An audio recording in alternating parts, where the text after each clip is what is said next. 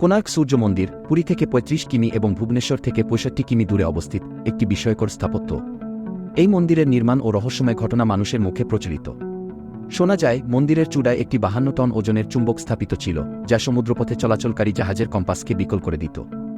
এজন্য নাবিকেরা চুম্বকটি নষ্ট করে দেয় বা ব্রিটিশরা এটি ইংল্যান্ডে নিয়ে যায়।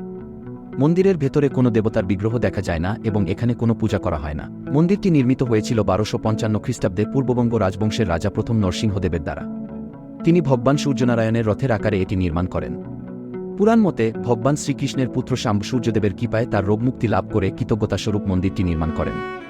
মন্দিরের বর্তমান অবস্থা ও চুম্বকের রহস্য ছাড়াও, স্থানীয় উপকথা অনুযায়ী, রাজা প্রথম নরসিংহদেব ১২ বছরের মধ্যে ১২০০ শ্রমিক দিয়ে মন্দির নির্মাণের শর্ত দেন।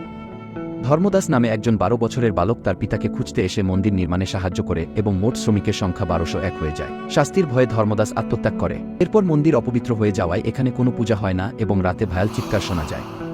১৯০৪ সালে লর্ড কার্জন মন্দিরটি উদ্ধার করেন। বর্তমানে যে মন্দিরটি দৃশ্যমান সেটি আসলে নাট মন্দির, মূল মন্দির নয়। কোণার্ক সূর্য মন্দিরের ইতিহাস ও রহস্য আজও মানুষের মনে জায়গা করে আছে।